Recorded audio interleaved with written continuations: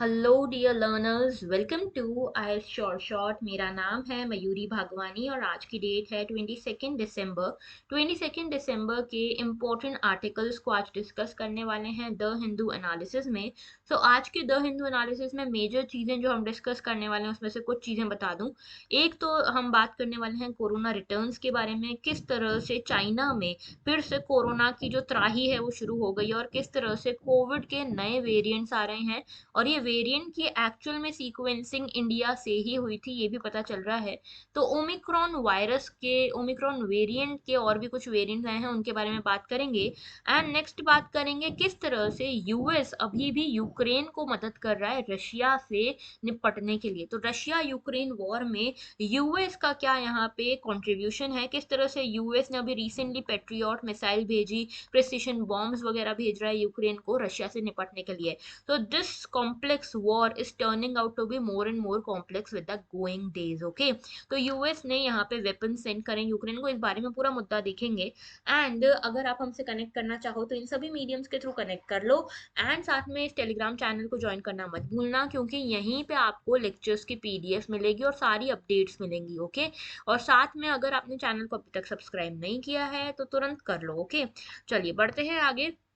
Only 159 days are left for UPSC prelims 2023 and सिर्फ 159 days हैं, कैसे चले जाएंगे आपको पता भी नहीं चलेगा। तो if you are not yet targeting your dream, please target it alone. Okay, pinch of positivity आज की बोलती है to keep others warm do not burn yourself. सिर्फ दूसरों को खुश रखने के लिए खुद को मत जला लो, ठीक है। दूसरों की एक्सपेक्टेशन है या दूसरों की जो भी बातें हैं उसमें खुद को मत इतना इन्वॉल्व कर लो कि आप अपने ड्रीम को भूल जाओ, आप अपने फायदा करने की जगह नुकसान कर दो। ओके, चलिए बढ़ते हैं आगे। पहला आज का आर्टिकल जो है that can be related to paper 2 health and paper 3 science in tech. Okay, तो द हिंदू का पहला पहला आर्टिकल यही है, Omicron variant linked to China spike sequenced in India in July. तो चाइना में अभी देखा जा रहा है कि फिर से केसेस बढ़ने लगे हैं एंड बहुत बड़ा स्पाइक आ गया है कोविड केसेस में। जैसे देखो यहाँ पे चार्ट ये कंपेयर करता है कि कोविड केसेस जब इंडिया में थे और चाइना में थे, उसको यहाँ पे कंपेयर किया जा रहा है। तो पहले तो मार्च के टाइम पे चाइना में इस तरह से पीक आया था, उसके बाद चाइना तो यहाँ पे काफी कंट्रोल कर लिया था चाइना ने, और उसके बाद इंडिया में पीक आया था। लेकिन इन दोनों पीक से बड़ा फिर से पीक आया है अब चाइना में, और ये दिसंबर 20 की न्यूज है। ओके, तो यहाँ पे जो नया वायरस आया है, नया वेरिएंट आया है, दैट इज कोरोना वायरस का BF.7 variant. BF.7 is the variant of Omicron only. Okay, तो कोरोना के बारे में तो आप लोगों को बहुत सारी जानकारी अभी तक हो चुकी होगी, लेकिन एक चीज बताऊं, कोरोना जो है ना, कोरोना वायरसेस की एक फैमिली है। ओके, और इसमें कई सारे वेरिएंट्स आते हैं। अब ये वेरिएंट्स कैसे जन्म लेते हैं ये भी बताऊंगी, लेकिन वेरिएंट्स का नाम कैसे रखा जाता है। तो WHO जो है वो यहाँ पे नाम रखने का इन्होंने एक चीज शुरू करी थी। इन्होंने बोला कि भाई जो ग्रीक लेटर्स है ना, ग्रीक लेटर्स के ऊपर हम नाम रखेंगे, जो वायरस के वेरिएंट्स वगैरह आएंगे उनका। तो ग्रीक लेटर्स के ऊपर नाम रखा, अल्फा बीटा लेमडा, इस तरह से यहाँ पे नाम रखा गया। म्यू नाम रखा गया था, और उसके बाद अब ओमिक्रॉन रखा गया है। ओमिक्रॉन जो है ना, ये ग्रीक जो लेटर्स हैं उसमें ओ को रिप्रेजेंट करता है, ओमिक्रॉन। ओके, तो ये ओमिक्रॉन वायरस जो है, ओमिक्रॉन वेरिएंट जो है वो यहाँ से आया। अब इसमें BF.7, ये BF.7 जो है, BF.7 वेरिएंट जो है, ये वेरिएंट हमने देखा कि यहाँ पे ये जो चाइना में स्पाइक आया उसके पीछे ये वेरिएंट है। ओके, और ये जो है कोविड केसेस अभी चाइना में जो बढ़ रहे हैं उसके पीछे भी BF.7 ही है। लेकिन ये तो अभी अभी यहाँ पे आया है ना, देखो BF.7 के केसेस अभी अभी स्पाइक करना चाइना में शुरू हुए हैं, लेकिन जुलाई में ही, लास्ट जुलाई जो गया है वही, तभी गुजरात में इस तरह के 4 केसेस देखने को मिले थे। ओके, तो यहाँ पे ऐसा माना जा रहा है कि ये जो वेरिएंट है ये चाइना से पहले गुजरात में देखा गया था, इंडिया में। ओके, और ये जो है यहाँ पे ये वेरिएंट वेरिएंट जरूर था, लेकिन इसको काफी आसानी से हमने कर्व कर लिया था, क्योंकि इसकी सिवियरिटी और इन्फेक्शियसनेस उतने नहीं थे। ओके, लेकिन अभी देखो चाइना में जो ये वेरिएंट आया है तो ग्लोबल अलार्म की तरह आया है, काफी ज्यादा तेजी से यहाँ पे केसेस फैल रहे हैं। और चाइना ने अभी जीरो कोविड ये पॉलिसी अपना के बैठे थे, मतलब बहुत ही स्ट्रिक्ट पॉलिसी थी। जैसे ये कोविड को खत्म करने के लिए पॉलिसी बंद की गई, वैसे ये केसेस फिर से आ गए। ओके, तो यहाँ पे देखते हैं कि क्या है ये वेरिएंट वाला पूरा मामला। देखो एक चीज समझना, म्यूटेशन वेरिएंट एंड स्ट्रेन, ये तीनों चीजें क्या है, ये साइंस एंड टेक में आपसे पूछी जा सकती है प्रीलिम्स में, ठीक है, बहुत ज्यादा प्रोबेबल क्वेश्चन है। तो म्यूटेशन वेरिएंट और स्ट्रेन क्या है? देखो भाई, जब भी कोई वायरस आपकी बॉडी में आएगा वो अपने आप को रेप्लिकेट करेगा, ठीक है, तभी वो रेप्लिकेट करके ही अपनी स्ट्रेंथ बढ़ाता है। और ये जब अपने आप को रेप्लिकेट करता है होस्ट की बॉडी में आने के बाद, तब ये अपने आप को एकदम एग्जैक्ट तरीके से कई बार कॉपी नहीं कर पाता, यानी कि एग्जैक्ट अपनी फोटोकॉपीज नहीं कर पाता। तो यहाँ पे कई बार क्या होता है कि वायरस जो अपने आप को रेप्लिकेट करता है, कई बार वो ओरिजिनल वायरस से थोड़ा सा डिफरेंट होता है जेनेटिक सीक्वेंस में। और इस तरह के जेनेटिक सीक्वेंस में चेंजेस को हम म्यूटेशन कहते हैं, ठीक है। तो अगर एक वायरस किसी होस्ट में गया, किसी की बॉडी में, XYZ पर्सन की बॉडी में गया, ये वायरस बॉडी में जाके अपने आप को रेप्लिकेट करता है, अपनी बहुत सारी कॉपीज बनाता है। कोई एक कॉपी में मान लो कि यहाँ पे कोई चेंज आ गया, जेनेटिक मटेरियल में चेंज आ गया, इस चेंज को हम कहते हैं म्यूटेशन, ओके। और जब ये नए म्यूटेशन ऐड होने लगते हैं वायरस में, उसको बोलते हैं वेरिएंट्स, ठीक है। तो जो वायरस नए म्यूटेशंस के साथ बना है उसको हम वेरिएंट कहते हैं ओरिजिनल वायरस का। तो जब भी एक या एक से ज्यादा यहाँ पे म्यूटेशन होंगे उस वायरस के, उस पर्टिकुलर चीज को हम वेरिएंट कहेंगे ओरिजिनल वायरस का, ओके। तो जब भी न्यू वेरिएंट आता है उसकी फंक्शनल प्रॉपर्टीज अलग हो सकती हैं, और हो सकता है कि उसको हम नया स्ट्रेन बोले वायरस का। तो जितने भी नए स्ट्रेन आते हैं वो वेरिएंट जरूर है, लेकिन सारे वेरिएंट स्ट्रेन नहीं होते हैं। क्योंकि देखो, सबसे पहले हुआ म्यूटेशन, चेंज आया, ठीक है, जेनेटिक मटेरियल में चेंज आया, म्यूटेशन हुआ। म्यूटेशन जब बहुत सारे हो जाते हैं तो वो बन जाते हैं वेरिएंट, ओके। कोई एक वायरस में बहुत सारे म्यूटेशन हो गए, वो बन गया वेरिएंट। अब ये वेरिएंट की जब इन्फेक्शियसनेस बहुत ज्यादा है या फिर इसकी सिवियरिटी बहुत ज्यादा है, तो इसको बोलते हैं कि हम एक नया स्ट्रेन ही बन गया है। तो इस तरह से साइकिल होती है, ओके। ऑलराइट, तो देखो ये है पेरेंटल स्ट्रेन, ओके, जो कोविड का ओरिजिनल वायरस है। अब इसने अपने आप को कॉपी करने के दौरान इसका आरएनए मटेरियल जो है ना थोड़ा सा चेंज हो गया, यहाँ पे म्यूटेशन हो गए। और यहाँ पे देख रहे हो ये म्यूटेशन हो गए, यहाँ चेंजेस आ गए। चेंजेस आने के कारण ये एक नया वेरिएंट बन गया। और क्योंकि ये वेरिएंट इतना स्ट्रॉन्ग, इतना सिवियर है, तो यहाँ पे इसने कोविड का एक नया स्ट्रेन ही बना दिया। तो आरएनए चेंज हुआ है, वायरस बिहेवियर चेंज हुआ है, और साथ में ये स्ट्रेन बन के बाहर निकला है, ओके। तो ये क्वेश्चन इंपॉर्टेंट है साइंस एंड टेक के हिसाब से। बात करते हैं नेक्स्ट। नेक्स्ट मुद्दा जो है हमारा डिफेंस से रिलेटेड है। तो देखिए, यूएस ने अभी यूक्रेन को मदद करने के लिए, रशिया यूक्रेन वॉर चल रही है, आप सभी को पता है रशिया यूक्रेन वॉर को बहुत लंबा समय हो गया है, ये वॉर चले ही जा रही है। और रशिया यूक्रेन वॉर को यहाँ पे यूक्रेन को सपोर्ट करने के लिए यूएस ने अपने कुछ वेपन्स भेजने का फैसला लिया है यूक्रेन को, ओके। तो बाइडेन एडमिनिस्ट्रेशन ने अनाउंस किया कि लगभग 1.85 बिलियन डॉलर की मिलिट्री एड यहाँ पे यूक्रेन को भेजी जाएगी। इसमें मेजरली भेजा जाएगा पेट्रियट मिसाइल बैटरी। तो पेट्रियट मिसाइल क्या है इसके बारे में बात करेंगे, पेट्रियट मिसाइल बैटरी क्या है। और दूसरा यहाँ पे प्रिसीशन बॉम्ब्स भेजे जाएंगे, ठीक है। प्रिसीशन बॉम्ब्स यानी कि ऐसे बॉम्ब्स जो बहुत ही प्रिसीशन, बहुत ही एक्यूरेसी के साथ किसी पे भी अटैक कर सकते हो आप उससे, ओके। तो इस पैकेज में कई सारे वेपन्स होंगे, कई सारे पेंटागन के स्टॉक्स होंगे। और यहाँ पे जो बैटरी है पहली बार बाहर यूज होने वाली है, ओके। इसमें आप देखोगे कि कुछ सैटेलाइट कम्युनिकेशन सिस्टम को भी यूज किया जाएगा, स्पेस सेक्स का स्टारलिंक सैटेलाइट नेटवर्क है उसको भी यूज किया जाएगा। और ये पेट्रियट क्या है, patriot most advance surface to air missile system है, ठीक है, वेस्ट का। जिसमें कि जो यहाँ पे यूक्रेन को प्रोवाइड किया जा रहा है रशिया के एरियल अटैक्स को रिपेल करने के लिए। तो देखते हैं ये पेट्रियट मिसाइल क्या है। तो पेट्रियट जो है ये एक surface to air guided missile system है, जो पहली बार 1980s में डिप्लॉय किया गया था। Aircraft, cruise missile and short range ballistic missiles को ये टारगेट करता है। हर एक बैटरी में, each patriot battery consist of truck mounted launching system. इसमें कुछ लॉन्चिंग सिस्टम होता है जिसमें 8 लॉन्चर्स होते हैं, जिसमें हर लॉन्चर में कुछ कुछ मिसाइल इंटरसेप्टर्स होते हैं, रडार होती है, कंट्रोल स्टेशन, जनरेटर, ये सब होता है। मतलब कि ये जो पेट्रियट बैटरी है पूरी तरह से गाइडेड होती है। और ऐसा कहा जाता है पेट्रियट सिस्टम जो है it is one of the most widely operated and reliable and proven air missile defence systems out there, okay. तो यहाँ पे ये बहुत ज्यादा widely operated and widely reliable चीज है, ओके। और यहाँ पे यूक्रेन को तो सपोर्ट करने के लिए भेजा ही है यूएस ने, इसके अलावा पहले भी ईरान के अगेंस्ट भी इसको यूज किया हुआ है, ओके। तो ये पूरा मुद्दा था। नेक्स्ट बात करते हैं, Bengal village bask in lustre of metal. तो बंगाल के कुछ विलेजेस हैं, स्पेशली लाल बाजार जैसे कुछ विलेजेस हैं जो झारखंड के साथ बाउंड्री शेयर करते हैं। यहाँ पे देखा जा रहा है कि डोकरा मेटल क्राफ्ट जो है वो बहुत ज्यादा अच्छे से चल रही है, और डोकरा डोकरा मेटल क्राफ्ट का हब बन गया ये लाल बाजार। तो कुछ फॉरेस्ट एरियाज हैं, कुछ ट्राइबल फॉरेस्ट एरियाज हैं जहाँ पे ये डोकरा आर्ट बहुत चल रही है। तो डोकरा आर्ट के बारे में क्वेश्चन आपसे पूछा जा सकता है, डोकरा आर्ट क्या है। देखो, डोकरा आर्ट बेसिकली एक मेटल क्राफ्ट पॉपुलर है, ठीक है, बंगाल में। ये देख लो इस तरह से मेटल क्राफ्ट आपने देखे होंगे, शो पीसेस भी आप लेते होगे घर के लिए अपने, तो इस तरह से मेटल के बने हुए होते हैं। इसी में ये डोकरा आर्ट होती है, मेटल क्राफ्ट होती है, बंगाल में बनती है, स्पेशली कोलकाता के आर्टिस्ट और उसके आसपास के रीजन्स के आर्टिस्ट जो है बहुत अच्छे से बनाते हैं इसको। एंशियंट ट्रेडिशन है जो 5,000 साल पुराना चल रहा है, ठीक है। और डोकरा आर्ट बनाना कोई आसान काम नहीं, काफी टाइम लगता है, महीने महीने तक लग जाते हैं। आप लोगों को याद होगा कि हड़प्पन सिविलाइजेशन में, जब आपने अगर एंशियंट इंडिया पढ़ा होगा तो Harappan civilization, Indus valley civilization के बारे में पढ़ा होगा।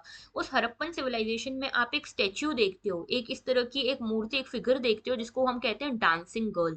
डांसिंग गर्ल फिगर आपने देखा होगा, ठीक है, उसके पिक्चर आपने देखा होगा। वो डांसिंग गर्ल जो है वो one of the oldest, one of the most old यहाँ पे फॉर्म है इस डोकरा आर्ट का ही, ठीक है। तो ओल्डेस्ट फॉर्म है डोकरा आर्ट का dancing girl of Harappan civilization. Okay, तो ये कहाँ पे मिली थी हमको? मोहनजोदारो में मिली थी, याद रखना। ओके, तो देखो इस तरह से दिखता है ये डोकरा आर्ट, ये देख रहे हो, ये मेटल क्राफ्ट है, इस तरह से दिखते हैं। ओके, और बहुत ज्यादा आज के टाइम पे तो बहुत ट्रेंड करते हैं। डोकरा आर्ट के बारे में बात करें तो ये जो है नोमैडिक ट्राइब के नाम पे इसका नाम रखा गया है। नाम है उस ट्राइब का डोकरा डामर। ओके, और ये जो डोकरा आर्ट है ना, ये बेसिकली बंगाल के कुछ रीजन्स में देखी जाती है, और इसके अलावा उड़ीसा और मध्य प्रदेश जहाँ पे मेटल रिच रीजन है ना, वहां पे भी ये आर्ट बहुत पॉपुलराइज्ड है। ओके, आज की डेट में ट्राइबल बेल्ट्स जो हैं झारखंड के, बंगाल के, उड़ीसा, छत्तीसगढ़, तेलंगाना, इन एरियाज में डोकरा आर्ट आज भी परफॉर्म की जाती है। एंड डोकरा आर्टिस्ट जो है सबसे पहले क्ले मॉडल बनाते हैं, ठीक है। क्ले मॉडल के अंदर फिर वैक्स भरते हैं, और फिर जब ये वैक्स पूरी भर जाती है, फिर वैक्स को खाली करके, वैक्स को पिघला के, वैक्स को खाली करके उसके बाद उसमें मेटल डालते हैं, मोल्टन मेटल, ठीक है, चाहे फिर वो ब्रास हो या ब्रोंज हो। और इस पूरी टेक्नोलॉजी को, टेक्निक को कहते हैं लॉस्ट वैक्स मेटल कास्ट। यानी कि होता क्या है, देखो वैक्स के थ्रू, वैक्स के थ्रू आप एक स्कल्पचर बनाते हो, एक मूर्ति बनाते हो, ठीक है। वैक्स के थ्रू, वैक्स को काट के, वैक्स को छिल के इस तरह से एक मूर्ति बनाई जाती है, और उसको पूरा कवर कर दिया जाता है क्ले से, मिट्टी से। अब वो आउटर बाउंड्री तो बन गई क्ले से, है ना। जब ये क्ले सूख जाता है तो वैक्स को यहाँ पे मेल्ट करके इसको ड्रेन आउट करा दिया जाता है। तो क्या होता है कि ये जैसे मान लो हमको बॉल बनानी है, एप्पल बनाना है, एप्पल की एक मूर्ति बनानी है फॉर एग्जाम्पल, ठीक है, सिंपल सा बता रही हूँ। तो वैक्स से मैंने ये एक एप्पल बना लिया, ठीक है, इस तरह से एक एप्पल बना लिया। अब इसके ऊपर क्या किया मैंने, क्ले की एक कोटिंग चढ़ा दी। अब ये क्या किया, ये क्ले की कोटिंग चढ़ा के यहाँ पे एक होल कर दिया, और इस होल से ये वैक्स को मेल्ट करके पूरा बाहर निकाल दिया। अब ये बाहर का स्ट्रक्चर तो मेरे पास फिर भी रहेगा इस तरह का। ओके, इस तरह का स्ट्रक्चर तो मेरे पास फिर भी है। तो यहाँ पे बेसिकली इस तरह से क्या होगा कि इसके अंदर आप मेटल डाल के, और मेटल डाल के फिर उसका मेटल बेस्ड आर्ट बना सकते हो, ठीक है। Metal based art form create कर सकते हो। तो कोई भी स्कल्पचर है, जैसे कोई लीफ है, ठीक है, ये लीफ को भी हम इस तरह से स्कल्पचर बना सकते हैं इसका मेटल के थ्रू। इसको बोलते हैं lost wax metal cast. Okay, अच्छा, ये जो आर्ट है ये फर्स्ट ऑफ इट्स काइंड है, नॉन फेरस मेटल का यहाँ पे यूज होता है। यहाँ पे कॉपर का, ब्रास का, ब्रॉन्ज का यूज होता है इंस्टीड ऑफ आयरन। एंड यहाँ पे एक अनीलिंग प्रोसेस होती है। अनीलिंग मतलब कि कोई मेटल को बहुत तेज हीट करा जाता है, और फिर उसको धीरे धीरे कूल होने दिया जाता है, ठीक है, स्लोली कूल डाउन होने दिया जाता है, और इससे बनता है ये डोकरा आर्ट। ओके, याद रखना, बहुत इंपॉर्टेंट है। देन एक छोटा सा न्यूज है अबाउट चिल्लाई कलन, ठीक है। चिल्लाई कलन जो है ये आर्ट एंड कल्चर से कनेक्ट कर सकते हो, ज्योग्राफी से भी कनेक्ट कर सकते हो, पेपर 1 से। तो पेज नंबर 3 पे आज इसका एक आर्टिकल था कि कश्मीरीज ने फेरांस को सेलिब्रेट करना स्टार्ट किया है इस चिल्लाई कलन के शुरू होने के साथ। तो हुआ क्या है बेसिकली, चिल्लाई कलन है क्या? देखो चिल्लाई कलन क्या है, कश्मीर में माना जाता है कोल्डेस्ट 40 डे पीरियड है ये चिल्लाई कलन, ठीक है। कोल्डेस्ट 40 डे पीरियड है, हार्श विंटर का पीरियड है जम्मू कश्मीर वाले रीजन में, ठीक है। यहाँ पे ये माना जाता है कि सीजनल पीरियड है हार्श विंटर्स का, और यहाँ पे इसमें क्या होता है, स्नो गिरने की, स्नो प्रेसिपिटेशन की फ्रीक्वेंसी और क्वांटिटी दोनों बढ़ जाती है इस पीरियड के दौरान। तो दिसंबर 21 से लेकर जनवरी 31 तक ये पूरा पीरियड चलता है 40 डेज का, इसको कहते हैं चिल्लाई कलन। ओके, और इसके बाद ये 31 जनवरी के बाद एक आता है चिल्लाई खुर्द, जिसको स्मॉल कोल्ड बोलते हैं, 20 दिन का आता है ये। और उसके बाद आता है चिल्लाई बच्चा, यानी कि 10 दिन का एक और पीरियड आता है जिसमें थोड़ी बहुत ठंड धीरे धीरे कम हो रही होती है। तो पर्शियन ट्रेडिशन के हिसाब से जो 21 दिसंबर की नाइट होती है ना, जहाँ जब ये शुरू हो रहा है चिल्लाई कलन, उसको मनाया जाता है शब ए यल्दा के फॉर्म में, नाइट ऑफ बर्थ, या फिर शब ए चलेहा, ठीक है, इसके फॉर्म में नाइट ऑफ 40। तो शब ए यल्द या फिर शब ए चिल्लाह के फॉर्म में इसको मनाया जाता है, ठीक है, चिल्लाई कलन को।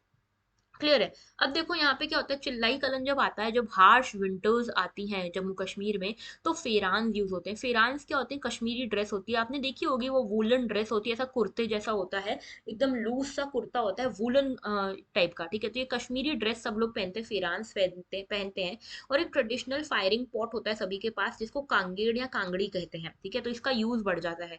इसके अलावा टैप वाटर पाइपलाइन जो है, मतलब घर से नल में से पानी भी नहीं आता, जो पूरा पानी है नल के अंदर वो फ्रीज हो गया होता है। डल लेक जो है वर्ल्ड फेमस, वो फ्रीज हो जाता है।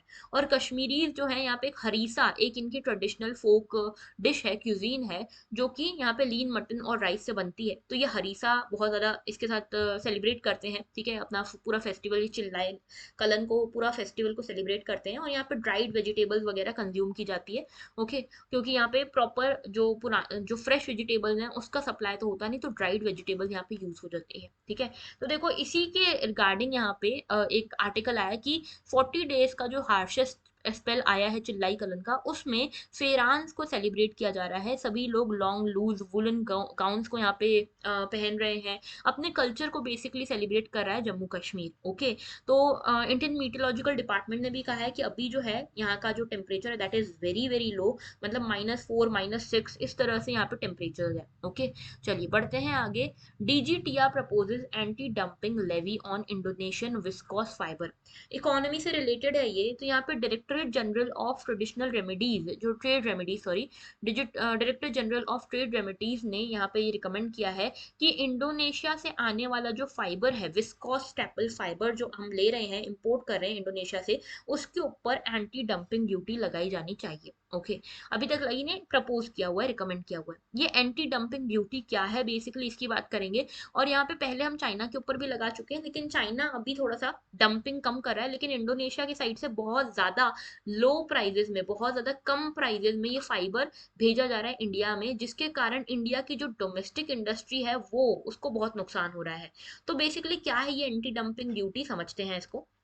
देखो भाई, डंपिंग का क्या मतलब है। डंपिंग का मतलब है, फॉर एग्जांपल मान लो ये है इंडिया। इंडिया में आपने कोई भी फाइबर, फॉर एग्जांपल फाइबर की बात करें ना, ये फाइबर इंडिया की कंपनीज बना रही हैं। ये फाइबर बनाने में उनको इनपुट कॉस्ट लगता है 5 रुपए का, ठीक है।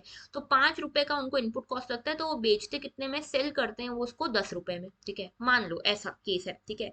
अब यहाँ पे बाहर से कंट्री इंडोनेशिया है, ठीक है, इंडोनेशिया की कंपनीज जो है वो एक्सपोर्ट करी इंडिया में, मतलब इंडिया जो है इंपोर्ट कर रहा है इंडोनेशिया से भी फाइबर को।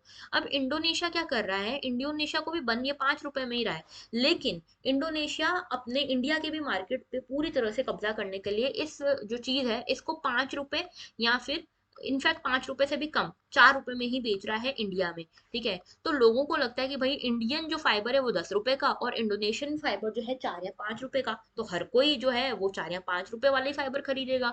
तो ऐसे चक्कर में जो इंडिया की फाइबर इंडस्ट्री है, डोमेस्टिक इंडस्ट्री, वो डिस्ट्रॉय हो जाती है। और इसी को कहते हैं डंपिंग। डंपिंग बेसिकली एक ऐसा फिनोमिना है जिसको बाहर की कोई देश, बाहर का कोई कंट्री, बाहर की कोई कंपनी इंडिया में कर रही है, हमारे देश में कर रही है, सो दैट हमारा डोमेस्टिक इंडस्ट्री एक बार खत्म हो जाए। खत्म हो जाए उसके बाद फिर देखो, यही डोमेस्टिक इंडस्ट्री अगर खत्म हो गई, तो अब यही इंडोनेशिया वाले अगर ये 5 रुपए की जो फाइबर अभी बेच रहे हैं इंडिया में, अगर इसको ये 20 रुपए में भी बेचेंगे इंडिया में, तो खरीदना पड़ेगा इंडिया वालों को, क्योंकि तब तक ये वाला सीन तो बचेगा ही नहीं ना, ये वाला डोमेस्टिक इंडस्ट्री तो बचेगी ही नहीं। तो dumping is a process where a company exports a product at a price that is significantly lower than the price it normally charges in its own home or market। तो Indonesia के घर में जितने में बन रहा है फाइबर, उससे भी कम में वो इंडिया में बेच रहा है। Okay, this is dumping. तो ये एक अनफेयर ट्रेड प्रैक्टिस मानी जाती है, और ये माना जाता है कि इसका डिस्टॉर्टिव इफेक्ट होता है इंटरनेशनल ट्रेड पे। और एंटी डंपिंग एक मेजर है कि ऐसा ना हो, इस तरह की सिचुएशन ना हो, रेक्टिफाई कर पाए, इसके लिए एक मेजर है dumping. Okay, anti dumping duty. Anti dumping duty basically एक प्रोटेक्शनिस्ट टैरिफ है, जिसमें डोमेस्टिक गवर्नमेंट अपने डोमेस्टिक इंडस्ट्री को बचाना चाहती है फॉरेन इंपोर्टर्स से, और यहाँ पे फेयर मार्केट वैल्यू को एस्टेब्लिश करना चाहती है। मतलब ऐसा नहीं कि अनफेयर ट्रेड प्रैक्टिसेस चल जाए। और इसी के लिए यहाँ पे सभी इकोनॉमीज में देखा जा रहा है कि many countries impose duties. Okay, सभी कंट्रीज जो है अगर उनके देश में कोई ऐसा सामान आ रहा है जो कि उनको लगता है डंपिंग के थ्रू आ रहा है, तो उसके ऊपर वो यहाँ पे ड्यूटी लगा सकते हैं एंटी डंपिंग के फॉर्म में। तो एंटी डंपिंग एक इंस्ट्रूमेंट है जिसके थ्रू फेयर ट्रेड को इंश्योर किया जा सकता है। ओके। और ये जो डम्प्ड प्रोडक्ट्स हैं, उनका यहाँ पे जो पोटेंशियल है लोकल बिजनेस को अंडरकट करने का, उसको हम यहाँ पे कम कर सकते हैं, उसको रिड्यूस कर सकते हैं। Anti dumping duties basically domestic industries को रिलीफ पहुंचाने के लिए होती है। ओके। और इंडिया में क्या मैकेनिज्म है, डिपार्टमेंट ऑफ कॉमर्स है जो रिकमेंड करता है एंटी डंपिंग ड्यूटी को, ठीक है, कि ये प्रोविजनल है या फाइनल है। और डिपार्टमेंट ऑफ रेवेन्यू जो है फाइनेंस मिनिस्ट्री के अंदर, वो भी रिकमेंड कर सकता है इस चीज को, ठीक है। लेकिन इसका ये 3 महीने के इसके पास टाइमलाइन होती है, ठीक है, कि इम्पोज करना है अगर ड्यूटी तो। ऑलराइट। चलिए बढ़ते हैं आगे। आज का एडिटोरियल जो है that is about Taliban which is basically ruling Afghanistan right now. तो आईआर से कनेक्ट कर सकते हो। तालिबान जब आया था तो यूएस के साथ इन्होंने पैक्ट किया था। यूएस, पहले आप सभी को पता होगा कि अफगानिस्तान जो है, अफगानिस्तान में काफी लंबे समय तक वॉलेटिलिटी रही थी। 1996 में भी यहाँ पे तालिबान रहा था। लेकिन यहाँ पे क्या हुआ, 1996 में जब तालिबान था तो ओसामा बिन लादेन यहाँ पे रूल कर रहे थे, ठीक है। ओसामा बिन लादेन और तालिबान के अंडर में ही यहाँ पे 9/11 का अटैक हुआ था। 9/11 का अटैक हुआ था वर्ल्ड ट्रेड सेंटर में। और वर्ल्ड ट्रेड सेंटर में जब ये 9/11 का अटैक हुआ तो यूएस को बड़ा गुस्सा आया था कि ऐसा कैसे कर सकता है ये तालिबान हमारे लोगों के साथ। तो यूएस ने रातों रात अफगानिस्तान में घुसकर तालिबान को बाहर निकाला, ओसामा बिन लादेन को मार फेंका था। और तब से यूएस ने अफगानिस्तान में अपनी एक सिविलियन गवर्नमेंट बनाई थी, ठीक है, वहां के लोगों से ही एक सिविलियन गवर्नमेंट बनवाई थी। और ये गवर्नमेंट 20 साल तक रही, ठीक है, मतलब चेंज होती रही। और तालिबान जो है इसको ड्रैग आउट करने की कोशिश यूएस 20 साल तक करता रहा। लेकिन अल्टीमेटली यूएस को ये अभी लास्ट 2019-20 के आसपास ये रियलाइज हुआ कि भाई बहुत पैसा, बहुत आर्मी हमारी खर्च हो गई है एंड हमारा अब उतना मतलब भी नहीं है। तो हम क्या करते हैं, हम यूएस वाले जो हमारे ट्रूप्स हैं अफगानिस्तान से उनको वापस बुला लेते हैं, जो करना है तालिबान को करे। एक तरह से यही नोशन पोर्ट्रे हुआ है वर्ल्ड में। तो तालिबान वापस आ गया कहाँ पे, अफगानिस्तान में। और जब तालिबान आया ना तो तालिबान और यूएस के बीच में एक पैक्ट हुआ जिसको बोलते हैं दोहा एग्रीमेंट, दोहा पैक्ट हुआ। और तालिबान ने दुनिया भर के कस्में वादे खाए कि भाई देखो हम पहले जैसे नहीं हैं, हम टेररिस्ट एक्टिविटीज नहीं करेंगे, हम विमेन को यहाँ पे राइट्स विमेन से नहीं छीनेंगे, ह्यूमन राइट्स नहीं छीनेंगे, ये सब कहा उन्होंने, ठीक है। वर्ल्ड सेंटर्स पे, वर्ल्ड प्लेटफॉर्म्स पे भी कहा तालिबान वालों ने, हाथ जोड़ जोड़ कर, ठीक है, क्योंकि उनको रिकॉग्निशन चाहिए था। लेकिन एक बार इनको रिकॉग्निशन, एक बार इनको पावर मिल गई, उसके बाद अभी इन्होंने कैसा रंग बदला है। तालिबान रिजाइम ने रिसेंटली अनाउंस किया कि जितने भी फीमेल स्टूडेंट यूनिवर्सिटी जाती थी उनके ऊपर बैन लग रहा है। यानी कि अब कोई भी फीमेल स्टूडेंट या कोई भी फीमेल किसी यूनिवर्सिटी, किसी स्कूल में नहीं जा सकती आफ्टर 6th ग्रेड। तो 6th स्टैंडर्ड के बाद कोई विमेन के पास पढ़ने का अधिकार ही नहीं दिया गया उसको। ओके। और यहाँ पे जितना कुछ यहाँ पे चेंजेस आए थे अफगानिस्तान में सिंस 2001, वो सारे के सारे के ऊपर पानी फेर दिया गया है, ठीक है। तो अफगानिस्तान के स्कूल गर्ल्स को बैन कर दिया गया आफ्टर 6th स्टैंडर्ड, और यूनिवर्सिटी गर्ल्स को बैन कर दिया गया है। जॉब रिस्ट्रिक्शन लग गया है कि विमेन जॉब नहीं कर सकती, विमेन जिम या पब्लिक पार्क्स में नहीं जा सकती, अगर उनको बाहर जाना है तो अपने किसी मेल पर्सन, मेल रिलेटिव के साथ ही जाना पड़ेगा, ठीक है। तो ये सब चीजें हो रही हैं यहाँ पे अफगानिस्तान में अंडर तालिबान। ओके। और ये रेजाइम जो है धीरे धीरे क्रूअल और ज्यादा लेस रेशनल होती जा रही है। और दोहा टॉक्स में इन्होंने जो जो वादे कस्में खाए थे वो सब अब मिटते हुए, खत्म होते हुए दिख रहे हैं। इन्होंने बोला था भाई हम तालिबान 2.0 हैं, हम यहाँ पे पुराने जैसे काम नहीं करेंगे एंड सो ऑन। लेकिन इस पे भरोसा करके सब लोगों ने एक गलती तो करी ही है। वैसे भरोसा था नहीं लेकिन और कोई ऑप्शन भी नहीं था। अब ऐसे में देखा गया कि चाइना, पाकिस्तान, ये सब जो है ना, ये तालिबान के साथ धीरे धीरे डील करना स्टार्ट कर रहे हैं, धीरे धीरे इनके साथ एंगेजमेंट बढ़ा रहे हैं सो दैट अफगानिस्तान के ऊपर डेप्थ मिल सके इन कंट्रीज को। ऐसे में इंडिया ने भी सोचा था, इंडिया ने सोचा था कि यहाँ के लीडर्स से जाके मिलकर बात करेंगे, डिप्लोमेटिक मिशन बनाएंगे। लेकिन अभी तक ये हुआ नहीं, ठीक है। और एक तरह से देखा जा रहा है अच्छा ही है कि नहीं हुआ, क्योंकि यहाँ के जो ये लीडर्स हैं, ठीक है, जो रिजाइम लीडर्स हैं, उनको अगर यहाँ पे बाहर से एक्सटर्नल इंटरनेशनल रिकॉग्निशन मिलता, अगर कोई लीडर उनसे मिल रहा है या किसी देश का रिप्रेजेंटेटिव उनसे मिल रहा है, तो उनको और ज्यादा भरोसा हो जाता अपने कामों पे, ठीक है। और उसके कारण वो और ज्यादा एट्रोसिटीज कर पाएंगे अब अफगानिस्तान में। तो गवर्नमेंट जो है उन्होंने यहाँ पे डिसीजन के बारे में रिव्यू करने का सोचा है।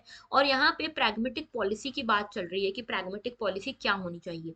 और ये पॉलिसीज जो है ऐसी होनी चाहिए जो तालिबान को ज्यादा कंफर्टेबल ना बना दे। ओके। तो अब इंडिया जो है, इंडिया को और ग्लोबल कम्युनिटी को क्या करना चाहिए। देखो भाई, इंडिया जो है इस पूरे एशियन साउथ एशियन रीजन का लीडर माना जाता है, रीजनल लीडर माना जाता है। तो उस हिसाब से इंडिया की भी कुछ रिस्पॉन्सिबिलिटी बनती है। और दूसरा, जो ये वर्ल्ड कम्युनिटी है, ग्लोबल कम्युनिटी है, यूएन में हम जाते हैं, बात करते हैं, तो इनको भी तो खड़ा होना चाहिए वुमेन राइट्स के लिए, ठीक है। तो यहाँ पे बहुत ज्यादा इम्पोर्टेंट है कि हम तालिबान के साथ जो एंगेजमेंट है उसको कर्टेल करें, तोड़ें, और यहाँ पे इनको कोई एक्सटर्नल असिस्टेंस ना मिले। साथ में एक ऐसा प्लेटफॉर्म बनाया जाए ग्लोबल लेवल पर कि यहाँ पे जो नॉन तालिबान अफगान लीडर्स हैं, वो लीडर्स अफगानिस्तान के जो नॉन तालिबानी हैं, और वो यहाँ पे एक प्लेटफॉर्म बना के हम उनको सपोर्ट करें, विमेन को सपोर्ट करें, ओके। और इसी के साथ में ये समझना जरूरी है कि यूएनएससी में बैठ के बड़ी बड़ी बातें करने से कुछ नहीं होगा, अनटिल एंड अनलेस हम यहाँ पे कोई चेंज नहीं लेकर आते, ओके। तो यहाँ पे इंडिया की भी बहुत गुडविल है अफगानिस्तान में, हमको उसको खोने नहीं देना है, ठीक है। तो इसीलिए यहाँ पे कुछ ना कुछ एक्शन लेना जरूरी हो गया है, ओके। चलिए बढ़ते हैं आगे। ये देखो, ये 5 ग्रेट लेक्स है, ठीक है। ये आपको मैं यहाँ पे टास्क दे रही हूँ, किस चीज का ये टास्क है आपके लिए, मैपिंग से रिलेटेड, ओके। मैपिंग से रिलेटेड टास्क है। 5 ग्रेट लेक्स ऑफ यूएस या नॉर्थ अमेरिका आप कह सकते हो। नॉर्थ अमेरिका के 5 ग्रेट लेक्स के बारे में आपको आज देख के आना है एटलस में। 5 कौन से लेक्स हैं? लेक सुपीरियर है, लेक मिशिगन है, लेक यूरोन, लेक ओंटारियो और लेक एरी। कनाडा और यूएस की बाउंड्री के यहाँ पे पड़ते हैं ये दोनों, ये सारे लेक्स, ओके। और ये ग्रेट लेक्स जो है ना, ये इंटरकनेक्टेड फ्रेश वाटर लेक हैं, नॉर्थ अमेरिका में पड़ते हैं, अटलांटिक ओशन से जुड़ते हैं यूजिंग दिस रिवर, जिसका नाम है सेंट लॉरेंस रिवर, ओके। तो सेंट लॉरेंस रिवर के थ्रू ये अटलांटिक ओशन से जुड़ते हैं। हाइड्रोलॉजिकली आप देखोगे तो लेक मिशिगन और लेक यूरोन जो है, ये देख रहे हो, लेक मिशिगन और लेक यूरोन, ये आपस में एक स्ट्रेट से डिवाइड होते हैं। ये स्ट्रेट का नाम क्या है? स्ट्रेट का नाम है स्ट्रेट ऑफ मैकिनेक, ओके। और यहाँ पे लेक यूरोन जो है, this is world's third largest fresh water lake after Lake Superior and Victoria. तो लेक सुपीरियर सबसे बड़ा फ्रेश वाटर लेक है, Lake Huron third largest fresh water lake है, ओके। ये मैंने कुछ जानकारी दी, लेकिन आपका काम बनता है आप इसको आज जाके एटलस में देखो, और मुझे कमेंट सेक्शन में बताओ कि इन लेक्स के आसपास कौन कौन सी इंपॉर्टेंट सिटीज आपको दिख रही हैं, ठीक है। कौन से लेक के आसपास कौन सी इंपॉर्टेंट सिटी आपको दिख रही है, मुझे देख के जरूर बताना in the comment section, okay. और अगर आपको ये लेक्चर अच्छा लगा है, सब्सक्राइब करना, लाइक करना, शेयर करना एंड कमेंट करना मत भूलना। That was all, thank you for watching and have a very very good day.